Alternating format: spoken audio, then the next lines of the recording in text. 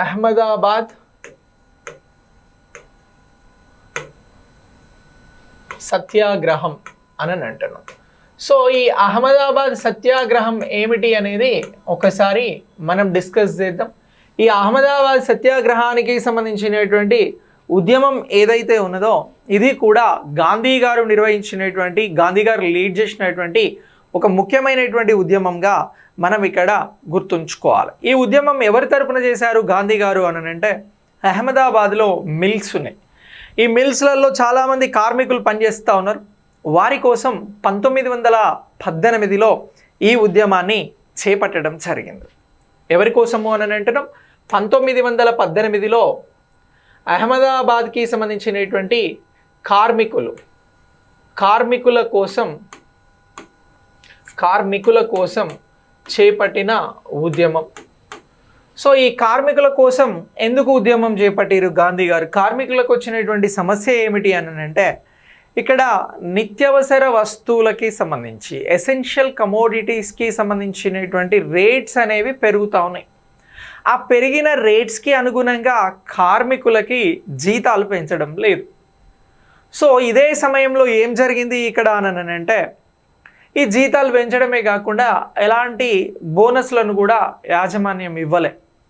ఆ తర్వాత ఈ ఉద్యమం యాక్చువల్గా 1918లో జరిగింది, 1918లో జరిగింది. కానీ 1917లో పరిస్థితులు ఏమైనవి అని అంటే, ప్లేగు వ్యాధి వచ్చింది. ఈ అహ్మదాబాద్ ప్రాంతంలో ప్లేగు వ్యాధి అనేది వచ్చింది. ఈ వ్యాధి వచ్చినప్పుడు ఏమైంది అని అంటే, కార్మికులు చాలామంది, కరోనా వచ్చినప్పుడు ఎలాంటి సిచ్యువేషన్ ఉండే, చాలామంది పట్టణాలను వదిలి సొంత ఊర్లోకి వెళ్ళిపోయారు.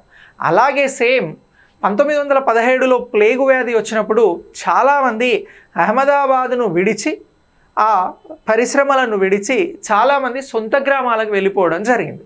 ఇప్పుడు మిల్లులలో తర్వాత ప్లేగు వ్యాధి తగ్గింది.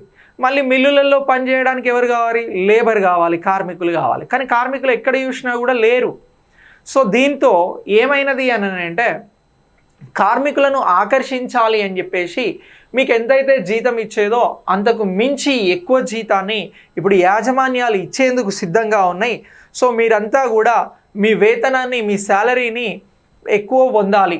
ఈ ఇచ్చేటువంటి ఇంతకుముందు తీసుకునేటువంటి వేతనం పైన మరొక 75% ఎక్కువ వేతనము అనేది మీకు ఇస్తాము, మీరు రావాలి అని చెప్పేసి కార్మికులను మొబలైజ్ చేసి వారిని తీసుకొని రావడం జరిగింది మిల్లులకి.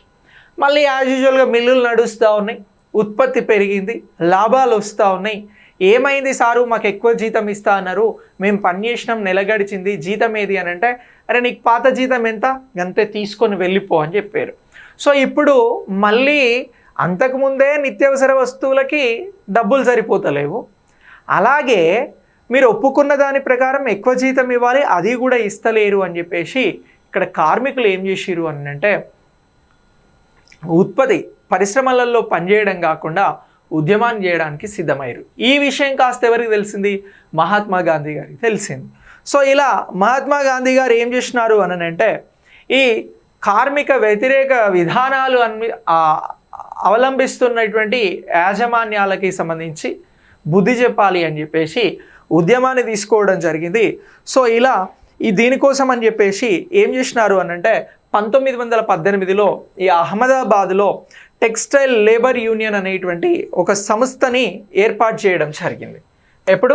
1918లో టెక్స్టైల్ లేబర్ యూనియన్ అనేటువంటి ఒక సంస్థని ఏర్పాటు చేసి, ఈ టెక్స్టైల్ లేబర్ యూనియన్ అనేటువంటి సంస్థ ఏర్పాటైన తర్వాత కార్మికులకి సంబంధించి మరింత బలం అనేది పెరగడం జరిగింది. సో ఇలా కార్మికులకి సంబంధించి మీరు చేసినటువంటి అన్యాయానికి న్యాయం చేస్తారా లేదా అని చెప్పేసి గాంధీ గారు 1918 మార్చి 26న ఆమరణ నిరాహార దీక్షకి పూనుకొనడం జరిగింది. ఎప్పుడు అని అంటున్నాం? ఇక్కడ 1918 మార్చి 26న అని అంటున్నాం. 1918 మార్చ్ 26న గాంధీ గారు ఏం చేసినారు అని అంటే, ఆమరణ నిరాహార దీక్ష చేసినారు. ఆమరణ నిరాహార దీక్ష చేశారు. నిరాహార దీక్షను చేయడం జరిగింది. సో ఇలా మొట్టమొదటిసారి గాంధీ గారు ఆమరణ నిరాహార దీక్షకి పూనుకొన్నారు. దేనికోసము అని అంటే కార్మికులకి న్యాయం చేయాలి అని చెప్పేసి ఈ దీక్షను ప్రారంభించారు. ఇలా ఈ దీక్ష అనేది బాగా దీక్షకి మద్దతు రావడం, గాంధీ గారు ఎంతకు విరమించకపోవడంతో యాజమాన్యాలు దిగి వచ్చి కార్మికుల జీతాలు ఏవైతే ఉన్నాయో వాటిపైన 35% పెంచుతాం, 75% కాదు అని చెప్పేసి 35% కార్మికుల జీతాలు అనేవి పెంచడం జరిగింది. 35% జీతాలు పెంచారు. ఎవరికి అని అంటే కార్మికులకి అనేటువంటి అంశాన్ని ఇక్కడ మనము గుర్తించాల్సి ఉంటుంది. సో ఇలా ఈ కార్మికులకి సంబంధించి యజమానులకి సంబంధించినటువంటి అంశంలో కొంత గొడవలు కూడా వచ్చినాయి, ఘర్షణలు కూడా జరిగినాయి. వీటికి సంబంధించి ఆనంద శంకర ధ్రువ గారు మధ్యవర్తిత్వం కూడా వహించడం జరిగింది. ఎవరు అని అంటున్నాం? ఆనంద్ శంకర్ ధ్రువ గారు ఏం చేసినారు అని అంటే ఇక్కడ మధ్యవర్తిత్వం వహించడం జరిగింది. కార్మికులకి యజమానులకి మధ్యన అనేటువంటి అంశాన్ని మనం గుర్తించాలి.